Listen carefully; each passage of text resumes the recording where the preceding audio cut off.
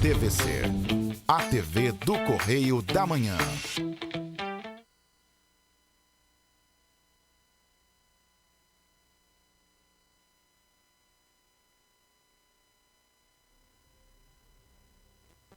Ao monumento da Maria Cumprida. As manifestações contra a Enel continuaram nesta terça-feira. Na localidade do Contorno, os protestos contra a demora para o restabelecimento da energia terminou agora há pouco, ao meio-dia.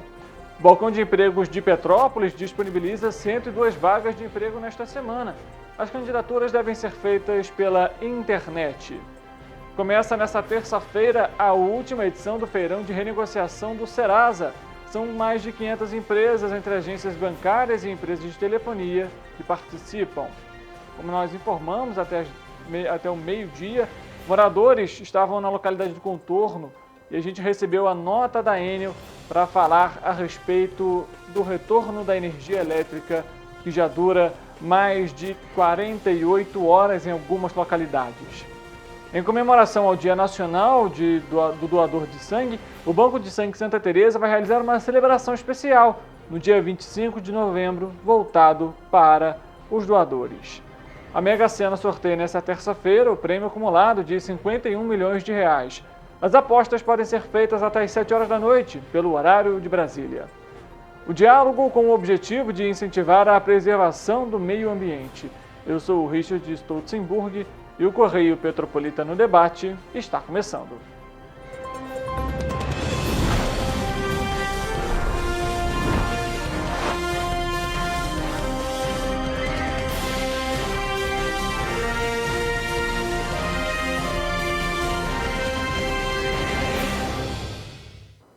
Olá, uma ótima tarde para você que nos acompanha. Seja muito bem-vindo para mais uma edição do Correio Petropolitano Debate. Estamos ao vivo pela TV Correio da Manhã e também nas nossas plataformas digitais.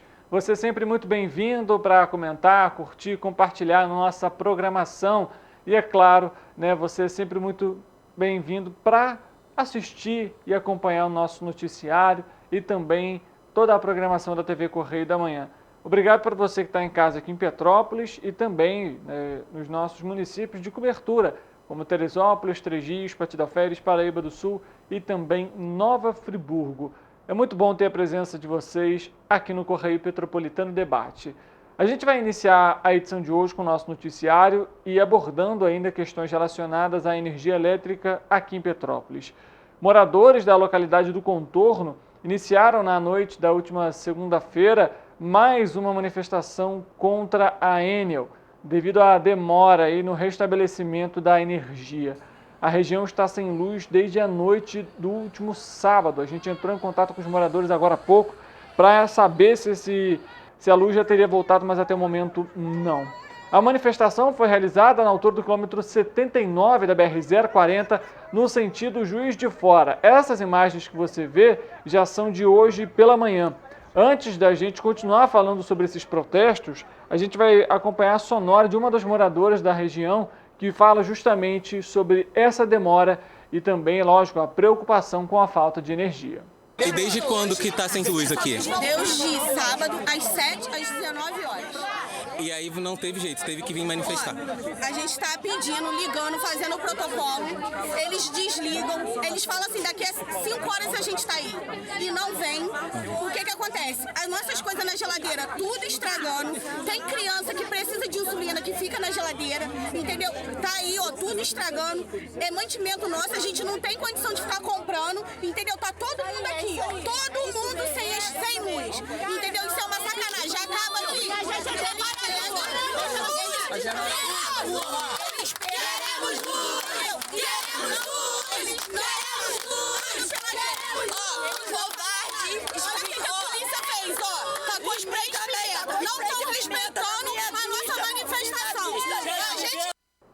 Aí, a gente consegue ver ali o pessoal até um pouco irritado, com os nervos à flor da pele, como a gente conhece esse termo, devido a essa situação. A Enel informou que as equipes chegaram à localidade do Contorno agora vai ter uns 10 minutos, por volta de 12h50, chegaram na região. Os protestos continuaram pela manhã dessa terça-feira. De acordo com a Concer, a concessionária que administra o trecho, chegou a ter uma retenção até as 11h30 da manhã de 1 quilômetro na via, que foi liberada ao meio-dia pelos manifestantes. A nossa equipe entrou em contato com o governo do estado e também buscou um posicionamento. A Secretaria de Estado de Energia e Economia do Mar informou que acompanha, desde a última terça-feira, dia 14, interrupções no fornecimento de energia elétrica que afetam diversas cidades do estado. Em paralelo ao trabalho da coordenadoria, a Secretaria de Estado de Energia e Economia do Mar negocia com a ANEEL os termos de um acordo para que a pasta estadual tenha poder de fiscalização. A gente lembra que essa fiscalização é do governo federal. A Secretaria vai se reunir, então, com representantes do Ministério de Minas e Energia e da Agência Nacional de Energia Elétrica, a ANEEL, para tratar do tema e de outros temas relacionados à energia. A Prefeitura de Petrópolis montou ontem um gabinete de crise e disponibilizou funcionários e equipamentos, além de máquinas, caminhões e motosserras da Condep e também da iluminação pública para a concessionária Enel. O objetivo é agilizar o restabelecimento da energia elétrica em cerca de 12 mil imóveis que estão sem serviço desde as chuvas de sábado, dia 18. Participaram da primeira reunião do gabinete de crise os órgãos municipais, entre eles Secretaria de Defesa Civil, Guarda Municipal, Secretaria de Serviços de Segurança e Ordem Pública, a Condep, a CPTrans e também a Secretaria de Planejamento. As concessionárias Enel e Água, Polícia Militar e os vereadores Ronaldo Ramos, Gil Magno e também Júnior Paixão. Agora, é interessante a gente acompanhar que eles falam, vamos montar um gabinete de crise, montam um gabinete de crise depois da crise. Por que logo no sábado ou no domingo pela manhã já não realizaram essas medidas? Já não se reuniram com a empresa para tentar solucionar o problema? Ou melhor, por que já não realizaram as podas no período adequado, no período de inverno, que tem menos chuvas, é uma possibilidade maior para poder fazer esse trabalho? Ou seja, falta planejamento nas ações aqui em Petrópolis, porque você não precisaria montar um gabinete de crise se as podas estivessem em dia, se a manutenção e a fiscalização fosse realizada de forma adequada, regularmente.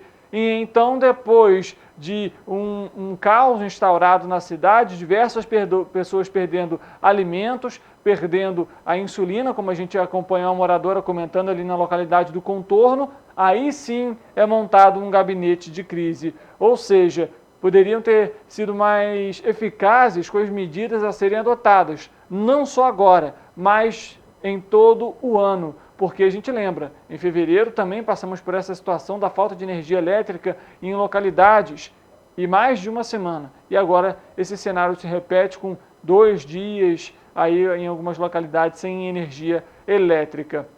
A gente inclusive tem a nota, a gente recebeu assim que começou a nossa programação, a nota da Enel, que a gente chegou a entrar em contato com a empresa para saber então como que ficaria essa situação na localidade do Contorno. A nota da Enel diz o seguinte, eu vou ler aqui para você.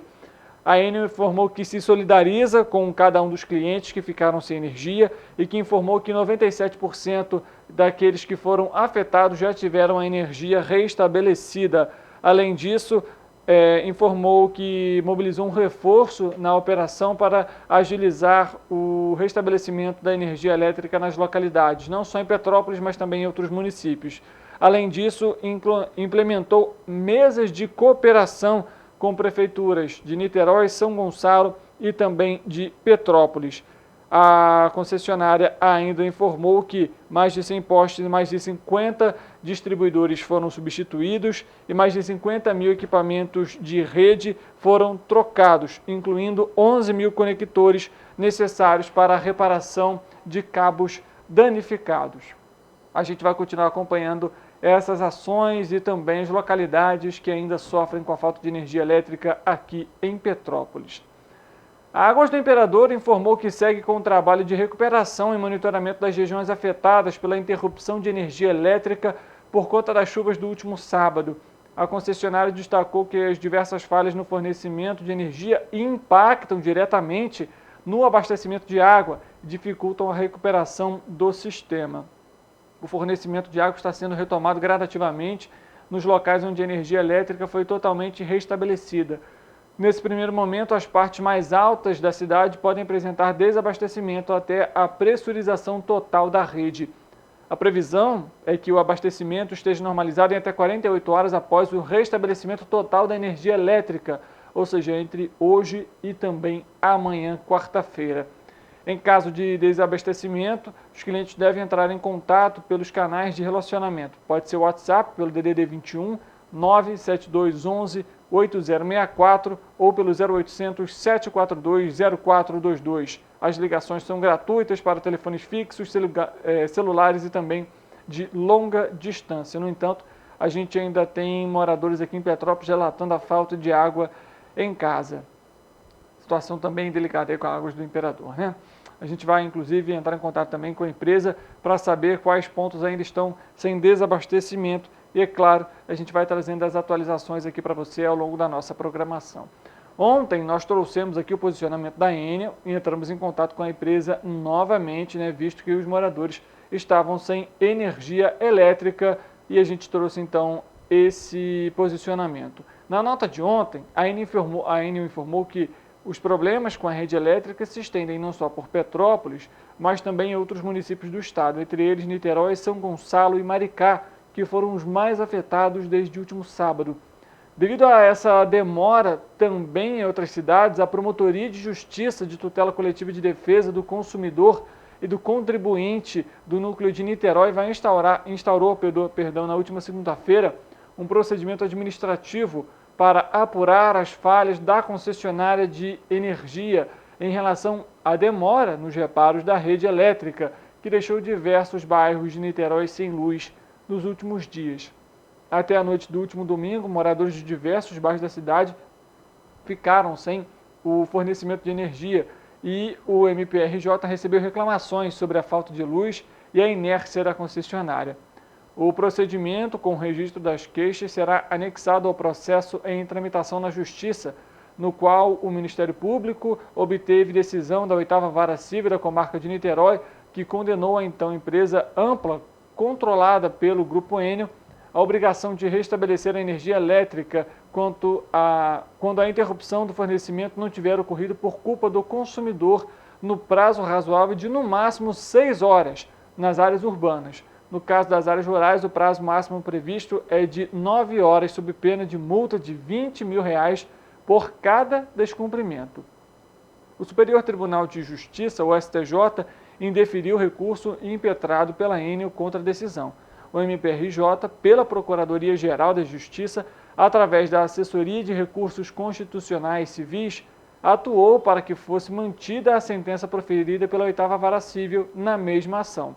O MPRJ ainda obteve a condenação da empresa para efetuar o pagamento de indenização por danos morais coletivos no valor de R$200 mil, corrigidos monetariamente e com incidência de juros de mora de 1% ao mês a contar da citação. A Promotoria de Justiça do Consumidor também acompanha a CPI da Enel, instalada em março deste ano pela Câmara de Vereadores de Niterói e que apura as falhas da concessionária que resultam em interrupções no fornecimento de energia elétrica. Há inquéritos ainda em andamento que cobram previsões da troca de postes, instalação de transformadores, entre outros aspectos do serviço. Vamos mudar um pouco de assunto. O balcão de empregos online de Petrópolis contém mais de 112 oportunidades de trabalho em empresas do município para esta semana. Para participar dos processos de seleção, os candidatos devem fazer o cadastramento de seus currículos no site da Prefeitura em www.petropolis.rj.gov.br até a próxima sexta-feira, dia 24. O Balcão de Empregos é um serviço da Secretaria de Assistência Social por meio do Departamento de Trabalho e Renda, o DETRA. Todos os candidatos concorrem nos processos seletivos, desde que atendam aos requisitos exigidos. Vale lembrar que as empresas têm responsabilidade integral pelo recrutamento e também pelas contratações. Entre as oportunidades desta semana estão, por exemplo, administrador, consultor de vendas, auxiliar de produção, atendente de lanchonete, entre outras. No nosso site tvc16.com você confere todas as vagas e também o link para se candidatar. Importante lembrar, não deixe de atualizar o seu cadastro e o seu currículo, porque as vagas são atualizadas semanalmente. Então, se você, por exemplo, coloca o seu currículo nessa semana, não tem uma vaga no seu perfil, tem uma vaga na semana que vem, você tem que estar com esses dados atualizados. A empresa pode entrar em contato com você, mas, por exemplo, o número de telefone às vezes está errado, digitou errado, ou e-mail também, então não deixe de atualizar os dados. Vamos falar sobre solidariedade? Bem, no próximo dia 25 de novembro é comemorado o Dia Nacional do Doador de Sangue. E o Banco de Sangue Santa Teresa vai fazer uma programação especial para os doadores que forem até a unidade. A Marcela Colonese, ela que é enfermeira do Banco de Sangue, comenta sobre a programação. Pessoal, bom dia. Marcela, enfermeira coordenadora do Banco de Sangue Santa Teresa. Estou passando por aqui rapidinho para contar uma coisa muito legal para vocês e para convidar todos vocês para vir para cá para o Banco de Sangue. No dia 25 de novembro é o Dia Nacional do Doador de Sangue. E não podia ser diferente, nós do Banco de Sangue Santa Teresa estamos programando uma festa muito legal para homenagear todos vocês que são doadores de sangue e vocês que vão se tornar doadores de sangue. A nossa campanha vai do dia 20 de novembro até o dia 30 de novembro. E a gente tem um presente super especial para os doadores nesse período. E no dia 25, sábado, vai ser um dia de festa. A gente vai ter bolo, salgadinho, a gente vai ter música, a gente vai ter muita alegria e muito amor nesse dia. No sábado, dia 25, a tribo de Gonzaga vai estar aqui com a gente, homenageando os doadores, e o grupo musical Dó Ré Mi vai estar aqui também homenageando a todos vocês. Então vem pra cá, vem comemorar a vida, vem comemorar esse gesto tão bacana de amor, ajudando, salvando o próximo. Vem pra cá. Tá aí então, você que é doador de sangue, ou você então que pode fazer a sua doação de sangue, aproveite para ir lá no dia 25 e participar dessa programação especial. Dia 25 agora, sábado, está chegando também. Vale lembrar que para você doar sangue, você tem que ter entre 16 e 65 anos, desde que a primeira doação seja feita até os 60 anos. Além disso, para os menores de 18 anos, é necessário ter o acompanhamento de um responsável legal, ter mais de 50 quilos, não ter consumido bebida alcoólica nas últimas 12 horas, não é necessário estar em jejum, mas é importante evitar alimentos gordurosos. O Banco de Sangue Santa Teresa fica na rua Dr. Paulo Hervé, número 1130, no Bingen. Conta com estacionamento gratuito e também conta com diversas parcerias. Então aproveite, faça a sua doação que você pode salvar até 4 vidas.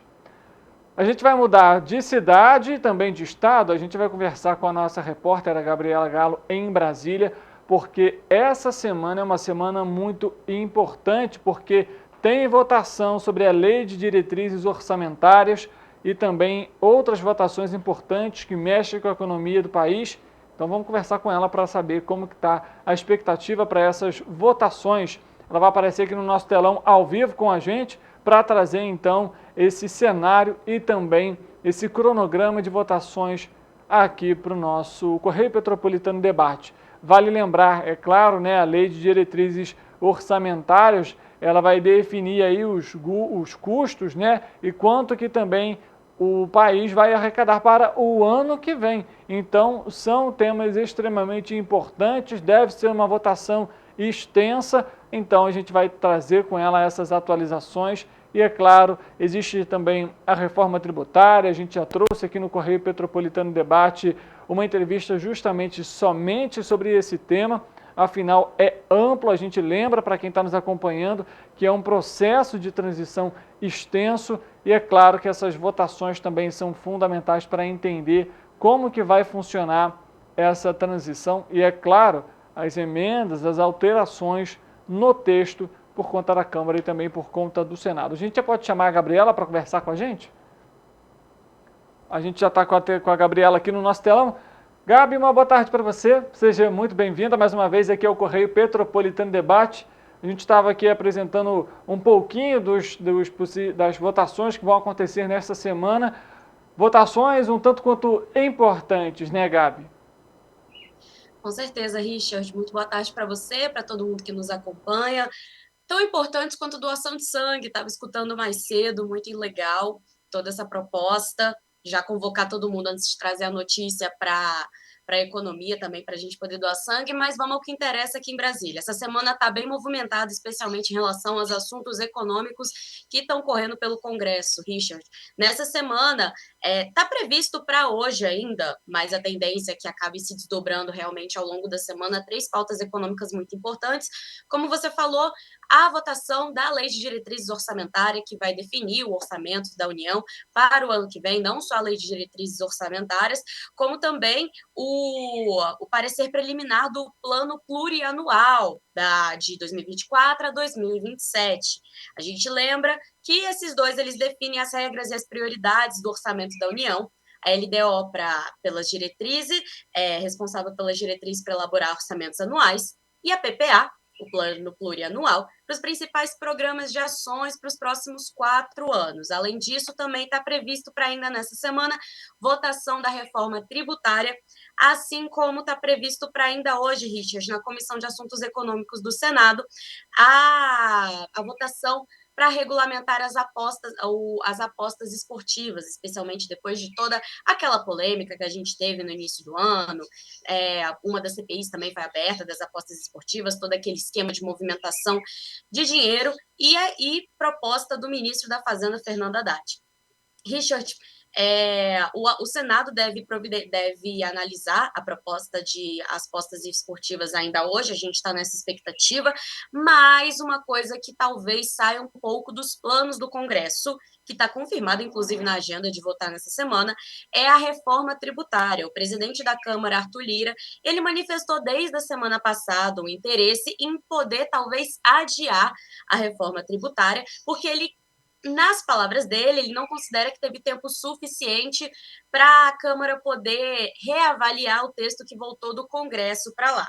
Além disso, o Lira também está colocando em pauta outros assuntos importantes para o Congresso. O relator da proposta da reforma tributária, deputado Aguinaldo Ribeiro, já se manifestou falando que, além de adiar, o Lira também estava querendo fatiar a reforma tributária. O Aguinaldo Ribeiro, relator da proposta, já falou que não está nem um pouco interessado sobre esse assunto. Então, uma semana toda de muitas expectativas nessa área econômica para ver se a gente consegue finalmente definir algumas coisas que estão pendentes, como no caso da LDO, se o governo federal realmente vai conseguir chegar na meta fiscal do déficit zero. Inclusive, para conseguir tentar chegar na meta fiscal do déficit zero, a gente lembra que essa proposta das apostas esportivas, essa arrecadação dessa regulamentação das apostas, é justamente uma das estratégias do ministro da Fazenda, do Fernando Haddad, para conseguir chegar o mais próximo no que ele chama de equilíbrio fiscal. Richard. Com certeza, Gabi, ou seja, muita coisa aí para acontecer em Brasília, e é claro, a gente vai trazendo as atualizações aqui no Correio Petropolitano Debate e também entender como que vai funcionar essas votações. Afinal, a gente sabe, faltam aí basicamente 9 dias para terminar novembro, entramos daqui a pouco no último mês do ano, ou seja, as agendas no Congresso, no Senado e na Câmara vão começar a correr justamente para conseguir entregar tudo no fim do ano. Exatamente, Richard. Lembrando também que o recesso parlamentar de final de ano, como você bem comentou, ele está chegando. Então agora o Congresso vai ter que dar uma acelerada, uma corrida, mas por enquanto a gente fica muito na expectativa mesmo. Estamos nessa expectativa de conseguir cumprir com essas metas econômicas, por assim dizer, ainda nessa semana. Mas o que eu não posso prometer que teremos, eu posso prometer que eu volto para trazer mais atualizações quando elas de fato acontecerem.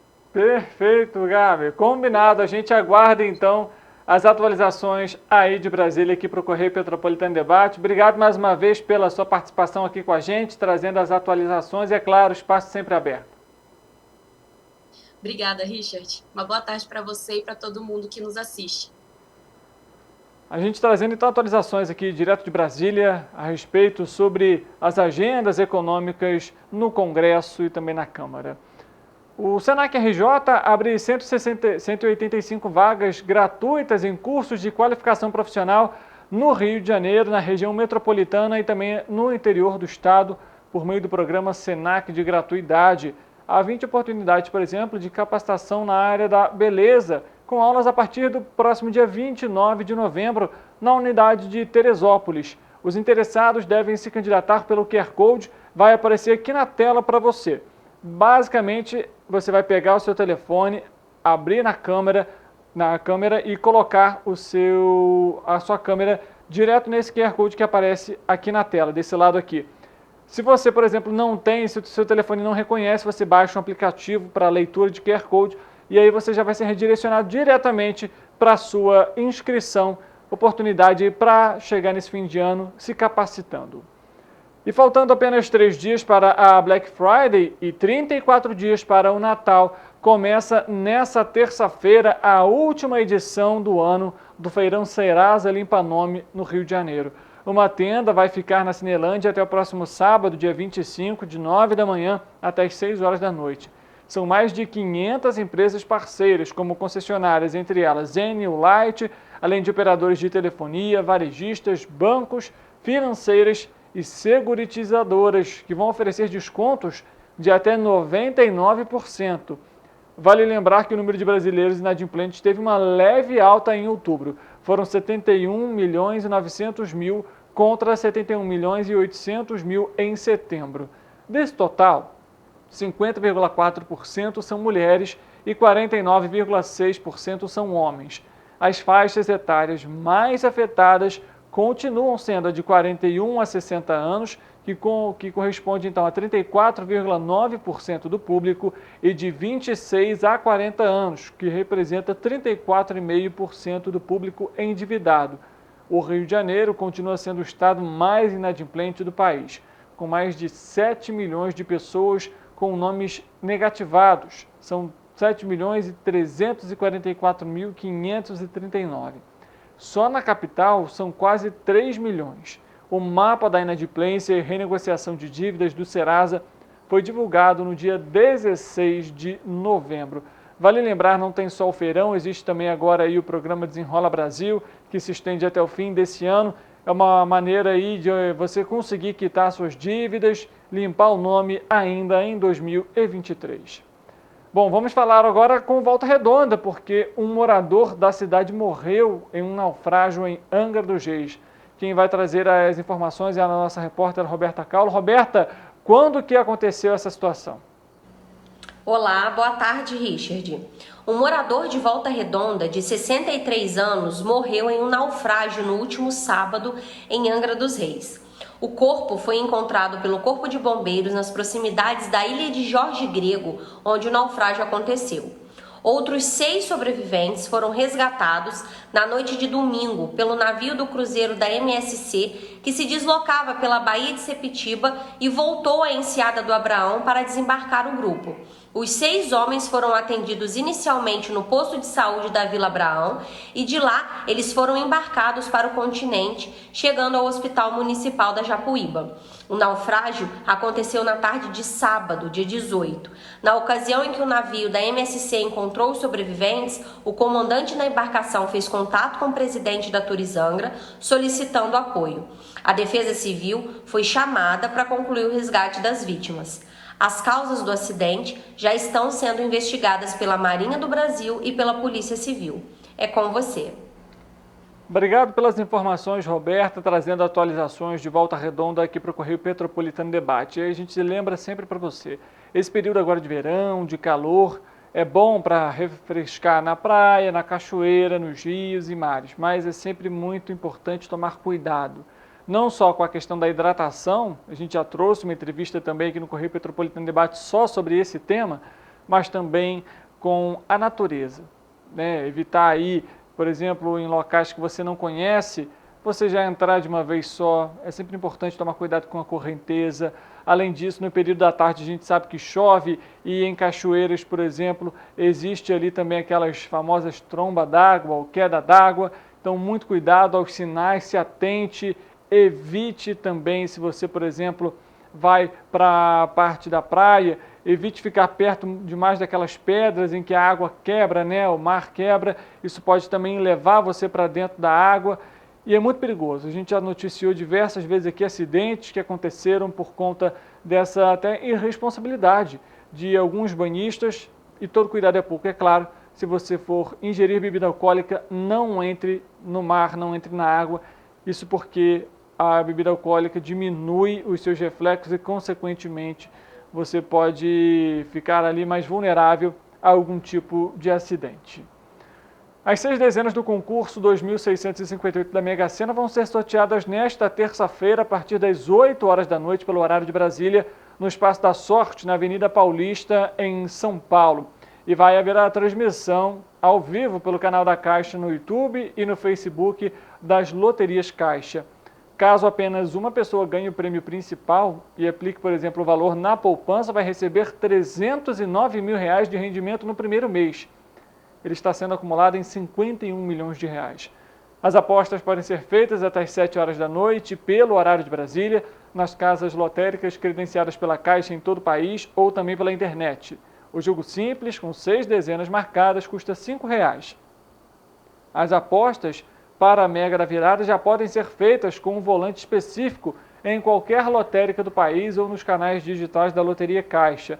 O prêmio estimado nesta edição é de R$ 550 milhões. O maior valor da história das loterias, e o sorteio vai ser realizado no dia 31 de dezembro. O prêmio da Mega da Virada não acumula, ou seja, se não houver ganhador na faixa principal com acerto de 6 números, o prêmio será dividido entre os acertadores da segunda faixa com 5 números e assim por diante, conforme a regra da modalidade. Caso apenas um ganhador leve o prêmio da Mega Virada e aplique, por exemplo, esse valor na poupança, recebe, veja só, R$ 3.300.000 no primeiro mês. Já dá para parar de trabalhar, né? R$ 550 milhões. Boa sorte aí para quem vai apostar. A gente falou sobre a questão da doação de sangue, agora um outro tema um tanto quanto importante. Doadores regulares de sangue serão incluídos nos grupos de risco ou grupos prioritários das campanhas públicas gratuitas de vacinação e imunização. É o que determina o projeto de lei 4.432 de 2018, de autoria da deputada Zaidan do PT, e que foi aprovado pela Assembleia Legislativa do Rio de Janeiro, a ALERJ, na última quinta-feira, em segunda discussão.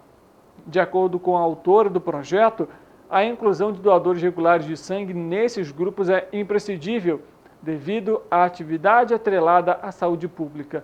Segundo a Organização Mundial da Saúde, a OMS, o percentual de doadores no país não chega a 2%, por isso também é importante manter os doadores regulares em perfeitas condições físicas e clínicas, foi o que justificou a parlamentar. O texto, como foi aprovado, agora foi encaminhado para o governador Cláudio Castro. Então ele tem 15 dias para vetar ou então sancionar. Bom, a gente trouxe aqui as questões relacionadas ao impacto aí na rede de energia elétrica por conta da chuva. Então vamos à previsão do tempo.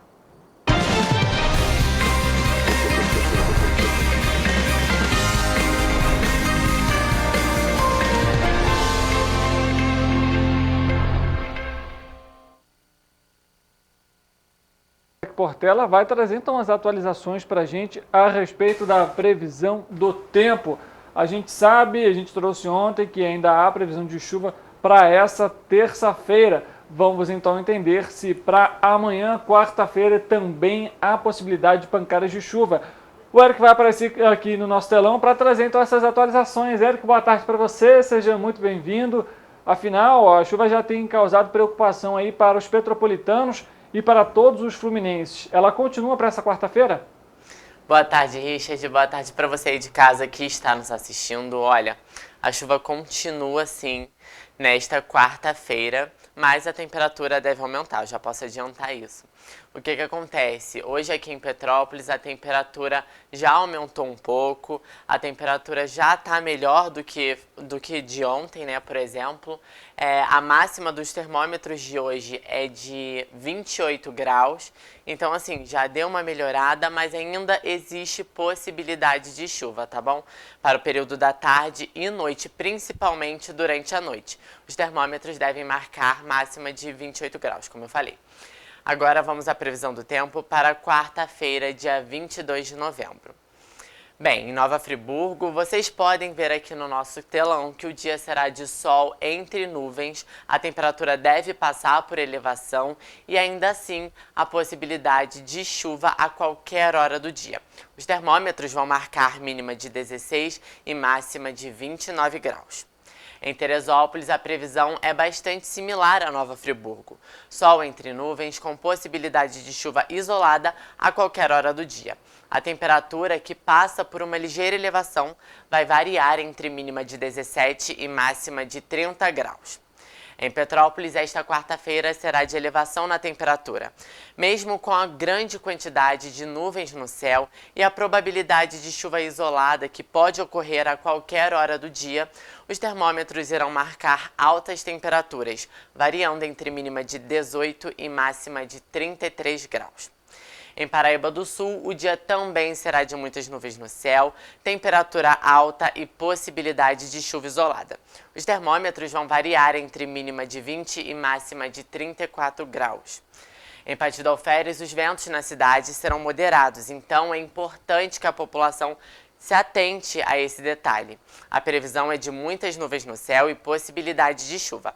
Os termômetros devem marcar mínima de 19 e máxima de 35 graus. E para finalizar, em Três Rios, o dia será de ligeira elevação na temperatura máxima, ventos fracos, sol entre nuvens e previsão de chuva a qualquer hora do dia. Os termômetros devem marcar mínima de 21 e máxima de 34 graus. Richard, a chuva continua, mas a temperatura está aumentando novamente. Será que para o fim de semana vai fazer sol ou vai fazer chuva que nem esse último fim de semana? É difícil, viu, Eric? Afinal, a gente tem essa mudança cada vez mais rápida aí no tempo. Ontem, por exemplo, já mais fria, temperatura mais amena. Hoje já tivemos uma elevação. E é claro que durante esse período agora de calor intenso, a chuva geralmente chega na parte da tarde e noite. O jeito é ficar antenado aqui no Correio Petropolitano Debate e acompanhar a previsão do tempo. Sem dúvidas, Richard. Sem contar que a chuva nessa época do ano vem com bastante força e essa troca de temperatura, como você mesmo falou, acaba prejudicando a nossa saúde, né? Então nós temos que redobrar os cuidados com a nossa saúde e ficar atento às chuvas, aos alertas da Defesa Civil, enfim. Com certeza, Eric. Obrigado pelas suas informações. Amanhã a gente volta com a previsão do tempo. Eu que agradeço. Até amanhã, Richard. Lembrando para você, em caso de emergência, 193 Corpo de Bombeiros ou a Defesa Civil pelo número 199. O Correio Petropolitano Debate vai fazer um intervalo rápido. Na volta, nós vamos trazer uma entrevista para você para falar sobre o Monumento da Maria Cumprida e também um pouco sobre os incêndios registrados no último fim de semana. O Correio Petropolitano Debate volta já.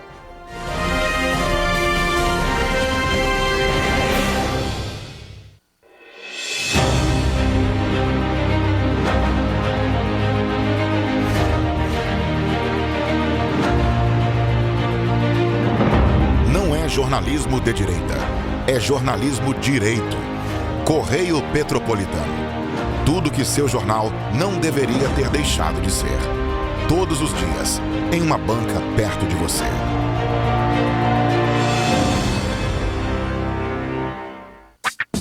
Enquanto você pensa que poderia ganhar igual aos homens, a Alerj faz.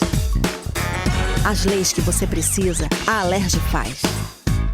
Baixe o aplicativo da Alerj e conheça seus direitos.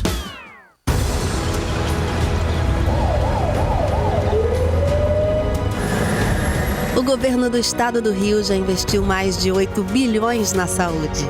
E se eu dissesse que esse é o maior investimento na saúde já feito em toda a história do Rio? Eu diria que melhorou, mas eu quero mais. Depois de 3 anos parados, os mamógrafos móveis estão de volta. Pra gente cuidar melhor das mães e dos bebês. O governo do estado também está investindo na saúde especializada. Porque se o problema é complicado, mais atenção ele precisa. Melhorou, mas para a saúde a gente sempre quer mais. O importante é que a saúde esteja mais perto das pessoas.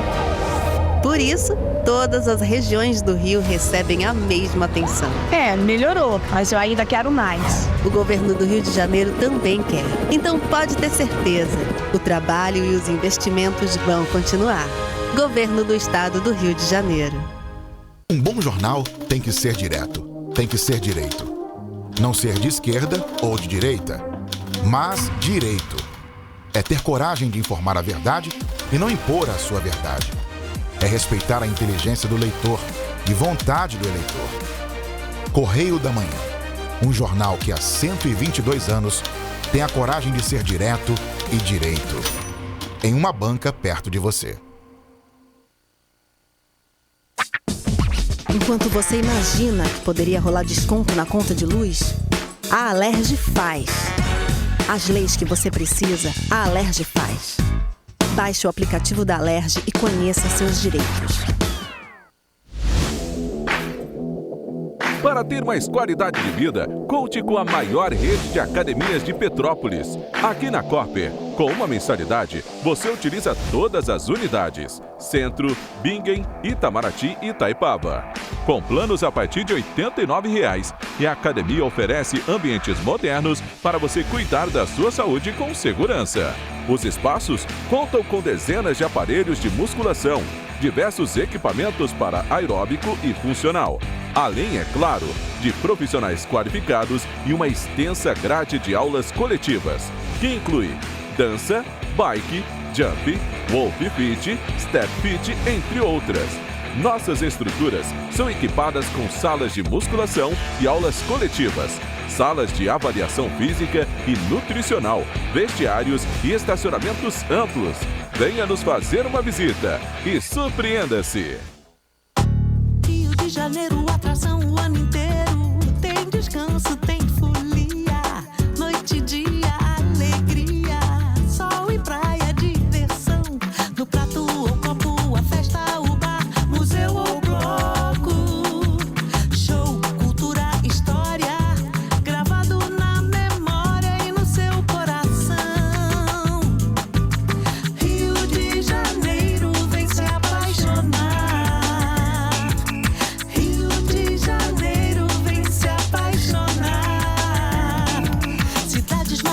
Campo, mata, serra e trilha, em estado de emoção. Tem o Rio de Janeiro, que você já ama, e o Rio, que ainda vai conquistar você. Apaixone-se pelo Rio. Rio de Janeiro, vem se apaixonar.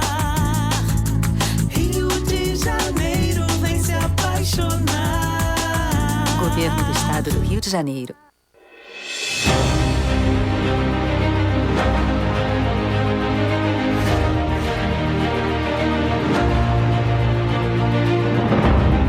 Jornalismo de direita. É jornalismo direito. Correio Petropolitano. Tudo que seu jornal não deveria ter deixado de ser. Todos os dias, em uma banca perto de você.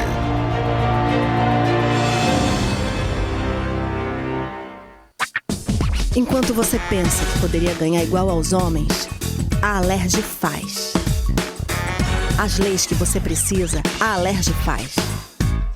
Baixe o aplicativo da Alerj e conheça seus direitos.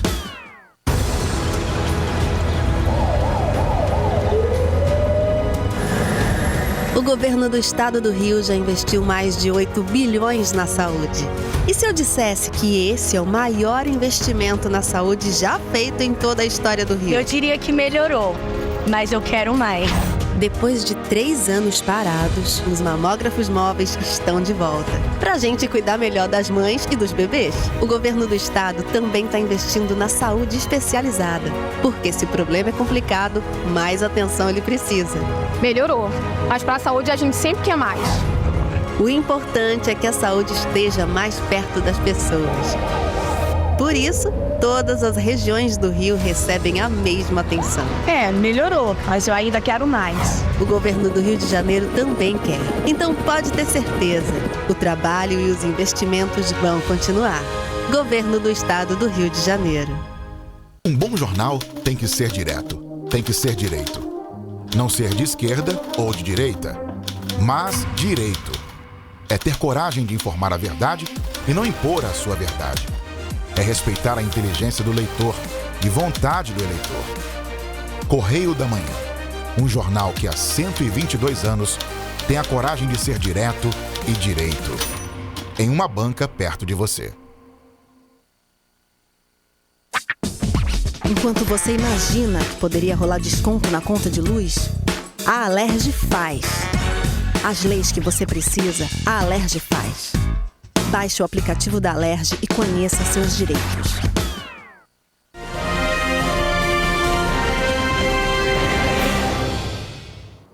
Correio Petropolitano Debate de volta. A gente dá início agora à nossa entrevista ao vivo aqui comigo no Correio Petropolitano Debate. Nós temos Kleber Ferreira, ele que é chefe da Unidade de Conservação da Rebio Araras e também do Monumento Maria Comprida. E vai falar justamente com a gente sobre esse tema e também sobre a preservação do meio ambiente, fauna, flora, enfim. Kleber, primeiramente, obrigado pela presença, muito bom ter você aqui com a gente para falar sobre esse tema. Petrópolis que tem, digamos assim, até uma grande área de proteção ambiental. Petrópolis vive num espaço em que temos uma enorme quantidade de fauna, de flora, de espécies. Eu queria que a gente falasse agora um pouquinho sobre a Maria Comprida, o Monumento à Maria Comprida. Me surgiu uma dúvida, até mesmo na hora do momento da preparação aqui para a entrevista, para falar sobre questões legislativas em relação à Lei 9.756, que foi aprovada na Alerj. Eu acho que é isso que torna hoje ela como um monumento, é isso? Queria que você falasse um pouquinho para a gente sobre isso. Exato, Richard. Primeiro, obrigado pela oportunidade. É muito importante para o INEA, para o órgão ambiental estadual, ter essa interlocução com a população e com a grande mídia. O Monumento Natural Estadual da Serra da Maria Comprida, ele foi criado via decreto, através de um estudo técnico, onde evidenciou todas as belezas naturais que existem naquela região, toda a riqueza de fauna, toda a riqueza de flora, o que justificou a criação dessa unidade de conservação.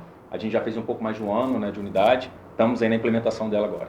Perfeito. Agora, como que está sendo então essa preparação? Porque a gente sabe que é um grande desafio, justamente quando a gente pega esse momento mais delicado que a gente acabou de passar, de seca, de poucas chuvas, e para você conseguir preservar, cuidar, é uma tarefa um tanto quanto difícil, né? Richard, é difícil e eu diria também que é uma tarefa conjunta. O órgão ambiental ele não consegue fazer tudo sozinho, ele precisa muito da ajuda da população. Eu sempre falo isso, é interessante que a população nos veja como parceiros e queira colaborar também. A gente está na fase agora de implementação dessa unidade. A gente está na fase final de conclusão do conselho consultivo dessa unidade. São as pessoas que vivem nessa região e têm notório conhecimento do que seria interessante que a gente possa aplicar lá enquanto política pública ambiental. Então a gente está numa tomada muito grande agora, não só da criação desse conselho consultivo, mas inclusive dos projetos de pesquisa científica que vão fazer com que a gente conheça ainda mais aquele território. Perfeito. Sobre esse conselho, são quantas vagas? O conselho ele ainda não está fechado, mas são um pouco mais de 20 vagas. Então são um pouco mais de 20 instituições, públicas e privadas, diversos setores da sociedade, tanto instituição de ensino, quanto instituições de pesquisa, quanto associações de moradores. Então tem uma diversidade muito grande, até para que a gente consiga ouvir uma diversidade maior de opiniões, de informações. Perfeito. Kleber, falando agora um pouquinho sobre a área, são quantos hectares? Já existe uma ideia do tamanho que tem o monumento? Sim, Richard, são quase 8.000 hectares, é uma área bem grande, bem vasta, repleta de muita água, cachoeira, áreas mais montanhosas, tanto que a classificação é um monumento natural, né? Mas são mais de 8.000, são quase 8.000 hectares, uma área bem vasta. E em relação à vegetação, tipos de plantas, existe uma característica dessa região? Uma característica é a diversidade do tipo de planta e também a diversidade do tipo de fauna. A gente tem áreas mais baixas e áreas mais altas. E isso determina qual tipo de planta, qual tipo de mamífero que a gente vai ter, por exemplo. Então, é bem típico da Mata Atlântica, né? É uma dádiva que a gente tem, não só em Petrópolis, mas boa parte das outras unidades de conservação. A diversidade de animais, a diversidade de plantas que a gente tem lá. É incrível.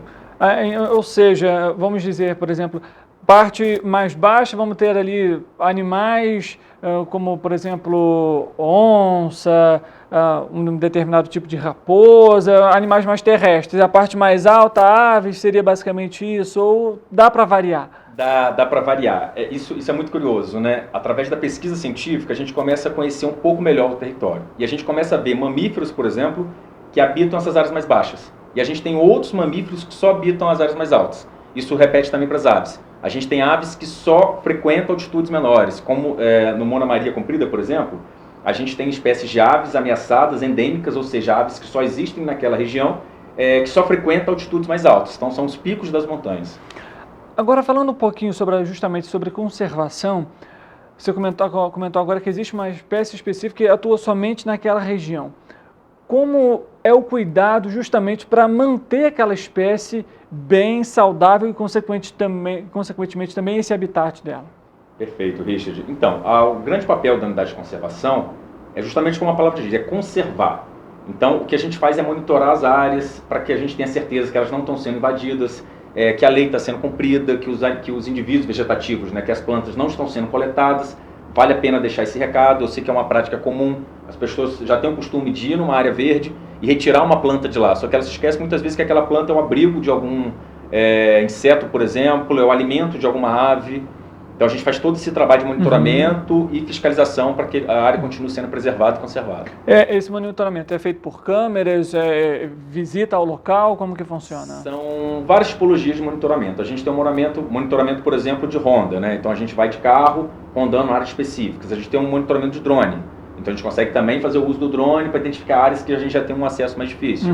A gente tem monitoramento via satélite, onde a gente consegue quantificar a quantidade, uma árvore que foi extraída a gente consegue identificar. E aí depois a gente vai lá para fazer a fiscalização, para ver se essa árvore extraída tinha autorização ou não, para que a pessoa seja responsabilizada caso ela não tenha autorização disso.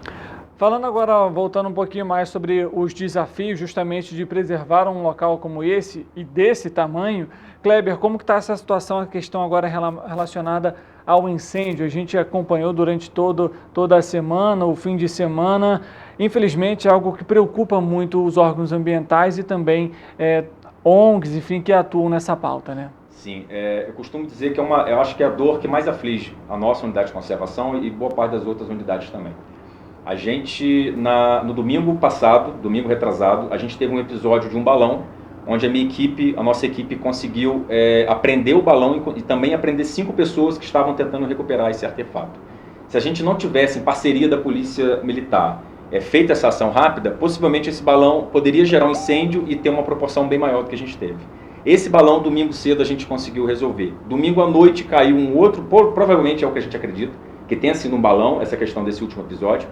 Até o sábado a gente ainda tinha, então, ou seja, foram 6 dias de incêndio, 6 dias de combate ao incêndio florestal, onde a gente, somente no sábado e domingo, que a gente conseguiu rodar toda a área e fazer o rescaldo, né, que é onde a gente identifica as toras, né, que ainda estão incandescentes, que a gente consiga umidificá-las para que elas não dêem um start, né, para que aquele fogo não tenha nenhum tipo de reignição. Perfeito, ou seja, um trabalho extenso que envolve também outros órgãos e pela uma questão que a gente já tanto comentou. Primeiro, soltar balão é crime, quantas vezes já falamos sobre isso, e falta um pouco da consciência, infelizmente, né, da educação, do cuidado com o meio ambiente quando se solta um balão, porque a gente sabe o risco que é e a consequência que o balão tem. Né? Pois é, e é um risco óbvio. Ele tem fogo, ele não tem direcionamento, né? Então, ou seja, quem determina onde o balão vai cair é o vento. Muitas vezes esses baloeiros eles não têm a menor condição de entender para onde esse balão vai cair. Eles acabam pegando o carro e seguindo, né? Esse episódio, por exemplo, a gente já prendeu essas 5 pessoas porque elas foram no carro até lá buscar. Então, fica esse aviso para a população, principalmente não soltem balões e, mais ainda, denuncie quem está soltando. Denuncie até para que a gente possa corrigi-los, para que a gente possa tomar realmente alguma providência. Kleber, falando um pouquinho sobre incêndio, a gente sabe, aconteceu um incêndio. Quanto tempo leva para essa região voltar a crescer, vamos dizer assim, recuperar o que foi perdido? Então, Richard, a recuperação ela é praticamente impossível. Isso realmente é muito triste. A gente nunca mais vai ter aquela área como ela era. A regeneração, né, a gente recuperar, a gente replantar, isso dura décadas. Dura muito tempo, realmente demora. Então, a gente tem todo um papel de primeiro limpar aquela área, depois recuperar através de reflorestamentos, e aí depois fazer trabalhos talvez até de reintrodução de espécies para fazer com que os indivíduos possam voltar para aquele ambiente possa voltar a ser seguro, né? Porque agora não tem mais água, não tem mais um ar de qualidade, não tem mais um alimento, né? Uma área que está muito degradada e que até a árvore tem dificuldade de crescer ali novamente. A própria terra também sofre alguns impactos por conta do incêndio e isso, lógico, vai impactar consequentemente também para a flora. Falando ainda sobre esses incêndios dessa última semana, Kleber, existe uma estimativa se algumas espécies foram atingidas? Vocês chegaram a encontrar, infelizmente, algumas espécies mortas no local? Sim, tanto de fauna quanto de flora, tanto árvore ameaçada de extinção, a gente viu ela queimada, isso é muito triste, não só para mim, mas para toda a minha equipe. A gente acaba evidenciando muitos animais mortos também. uma cena muito característica desses ambientes, as pessoas muitas vezes não se atentam, é que quando uma área começa a pegar fogo, a gente vê muita ave de rapina sobrevoando. E as pessoas não associam, os animais eles ficam tão desesperados para fugir daquele fogo, que eles se esquecem até de se proteger. Para se proteger do fogo, eles esquecem das aves de rapina. Então elas ficam ali sobrevoando para poder fazer toda a coleta desses animais. Então, isso é muito triste. Kleber, falando sobre esses animais, por exemplo, a gente sabe que o combate às chamas é até muito perigoso e é preciso que os órgãos competentes façam esse trabalho. Mas a gente já chegou até a receber aqui na nossa emissora justamente pessoas tentando combater esse fogo. Isso não é recomendado, né? Isso é um risco para a população. É um risco muito grande. Algumas pessoas, através de brigadas voluntárias, elas já foram capacitadas. Inclusive, é um passo que a gente está fazendo. A gente está começando a montar uma estratégia para identificar essas brigadas voluntárias para que eles possam ser primeiros capacitados. Então, após uma capacitação dada por nós, eles vão estar disponíveis para efetuar o combate em parceria com a gente. Nunca fazer isso sozinho, até porque não tem a técnica, não teve o treinamento. Sempre entre em contato com a instituição, para que a instituição, quando chegar até o local, a gente vai dizer o que pode ser apoiado. Muitas vezes o apoio que a gente precisa não é nem um combate ao incêndio. É uma água que a pessoa pode servir, é um alimento que ela pode ajudar, é um local, é uma informação que a gente precisa. Então ela ajuda muito mais do que entrando para combater um incêndio florestal e possivelmente até se acidentando e sendo mais um problema para a gente resolver. Em relação a esses animais que são feridos durante esses incêndios, nesses casos, quando a equipe, por exemplo, encontra, eles são encaminhados para algum local, como que funciona esse procedimento? A gente tem uma parceria com um médico veterinário especializado em animais silvestres. Então, esses animais, quando eles são acometidos pelo fogo, por atropelamento ou até por ataque de animal doméstico, a gente leva até esse profissional, ele dá todos os cuidados e, mediante possibilidade, a gente reabilita para a soltura. Então, a gente está com todo um programa agora de reabilitação dentro da unidade de conservação, onde esse animal aprende a voar, ele aprende a caçar, ele aprende a se proteger, para que ele possa ser solto na vida livre com uma qualidade suficiente. Ou seja, a gente vê os impactos, né, a longo prazo que são, infelizmente, quando ocorre, por exemplo, um incêndio florestal. Kleber, falando um pouquinho agora, vamos mudar um pouco o viés da nossa entrevista. Existem também campanhas que estão sendo realizadas pelas equipes. Queria que você falasse um pouquinho, porque uma começa hoje, não é isso mesmo? Isso. Hoje começou a nossa Semana da Flora. É uma semana que está durando, uma capacitação que está durando 4 dias na temática da flora. Então a gente está trazendo especialistas de São Paulo, do sul do país, para poder falar não só para servidores públicos, entes municipais, estaduais, federais, mas até para a sociedade civil, do tamanho da riqueza que é essa nossa flora aqui da região. A gente tem muito essa máxima, né, de que a gente tem que conhecer para preservar. Então a gente tem esse objetivo de capacitar as pessoas que trabalham com essa temática, mas também capacitar as pessoas que vivem nesses locais ao lado da unidade de conservação, para que elas possam identificar os problemas e até nos comunicar também. Perfeito. Queria que você falasse um pouquinho também para a gente, Kleber, justamente sobre essa questão, como que, por exemplo, a população, de modo geral, pode conhecer um pouco mais sobre a área em que vive. Maravilha. O contato com qualquer unidade de conservação, seja ela municipal, federal ou estadual, ela é extremamente necessária para a população. Procure o órgão ambiental, manifeste as suas dúvidas, manifeste os seus interesses, inclusive de voluntariado. A gente tem programa de voluntariado, a gente tem programa de estágio. Muitas vezes a gente não tem a quantidade de gente suficiente para fazer um grande reflorestamento, por exemplo. Então, quando a gente tem contato com a população nos acessa, a gente consegue introduzir eles nessas atividades. Eu sempre recomendo para nos buscar nas redes sociais. O Instagram acaba sendo um meio de comunicação mais fácil. Lá tem o nosso Instagram, lá tem o nosso WhatsApp, o nosso número fixo, inclusive, para atendimento para qualquer necessidade. Caso o munícipe nos procure para alguma necessidade que não é de nossa competência, pelo menos a gente consegue dar a instrução correta e encaminhar ele da melhor forma. Perfeito. Ainda sobre o monumento, Kleber, queria que você falasse, existe já, quais são os próximos passos, como que está sendo esse processo, né? O monumento foi criado, como a gente comentou no início da entrevista, tem basicamente 1 ano, tem muita coisa ainda pela frente, quais são os projetos futuros? Maravilha. A gente está com vários projetos. Esses projetos eles variam entre pesquisa científica, para que a gente conheça um pouco mais daquelas plantas. Quem sabe a gente não encontra alguma planta com fim medicinal que pode trazer até a cura de alguma doença. A gente tem algumas pesquisas também voltadas para a fauna. Quem sabe a gente não consiga identificar até algum animal que ainda não foi descoberto. A gente tem uma área muito vasta, né? A gente tem uma área que ainda não foi tão bem pesquisada como poderia. Saindo da pesquisa científica, a gente entra na temática de educação ambiental. Então a gente tem feito muita educação ambiental, tanto recebemos alunos das regiões dentro da unidade da Reserva Biológica Estadual de Araras, como a gente também pode ir até a instituição de ensino. Dar educação ambiental não só para as crianças, mas também para os professores. Aquelas pessoas que querem se capacitar e ter um entendimento maior sobre o meio ambiente, né? Aquela questão de capacitar os capacitadores, né? Uhum. Então, saindo da pesquisa científica da educação ambiental, a gente vai ter uma grande intervenção, que a gente ainda vai apresentar agora para a sociedade, que vai ser lá no posto da Rocinha. Vai ter um grande ordenamento, vai ter uma qualidade melhor para que as pessoas possam descer, vai ter acesso a cadeirante, vai ter banheiro público. Isso está sendo feito em parceria com a iniciativa privada, com o ente municipal, né, com a Prefeitura de Petrópolis, um grande parceiro. Então tem muita novidade que a gente ainda vai trazer para a sociedade. Maravilha. Você tocou num ponto que é importante, Kleber. Não só os órgãos, seja ele independentemente da esfera, a população, mas que as empresas também estejam conectadas, digamos assim, com essa pauta, com esse tema, justamente porque a gente sabe que também estão atreladas nesse meio. Né? Isso. A gente tem feito muito agora um termo de cooperação técnica. O que é esse termo?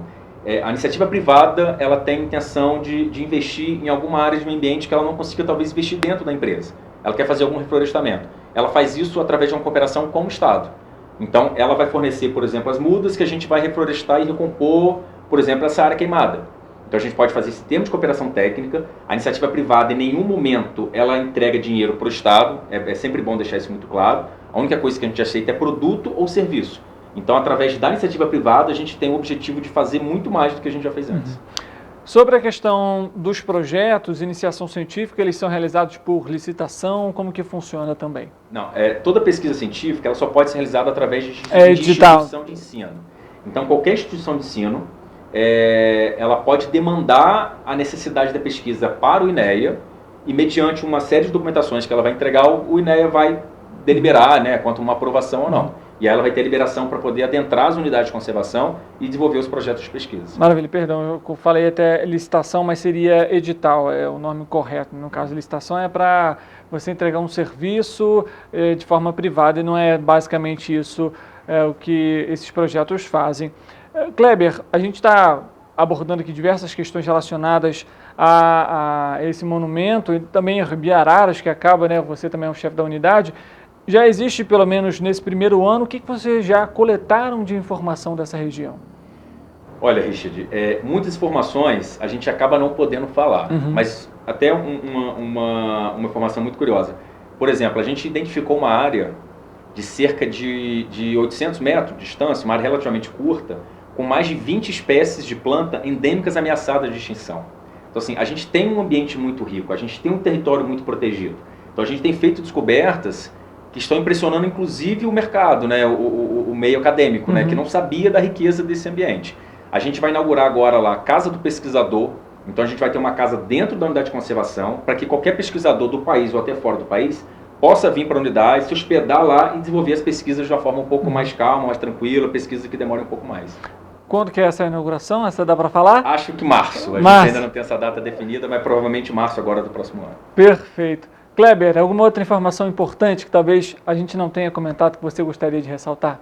Richard, eu acho que o mais importante é que as pessoas sempre entrem em contato com a gente. Quer construir e não sabe se pode, entre em contato com a instituição, o INEA ou com a prefeitura. Quer fazer um corte de uma árvore, quer fazer uma poda, pergunte antes. A gente acaba tendo um trabalho muito grande de fiscalização e acaba muitas vezes multando a pessoa que faz errado, só que se antes ela viesse até a gente e solicitasse uma instrução, a gente está ali para isso. A gente é muito mais que um órgão punitivo, a gente está ali principalmente para dar uma orientação.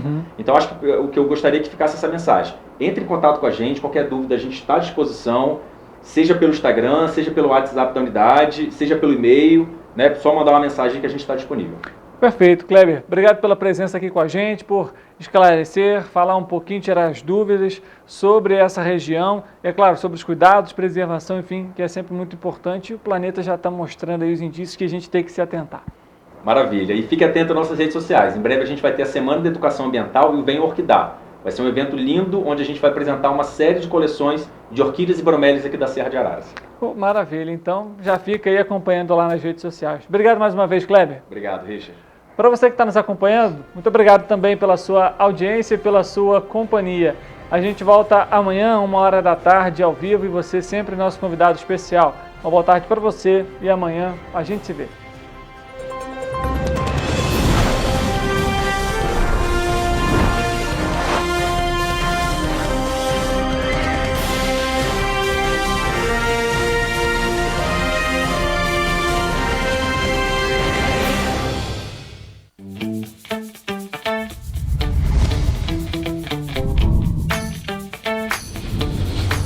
TVC, a TV do Correio da Manhã.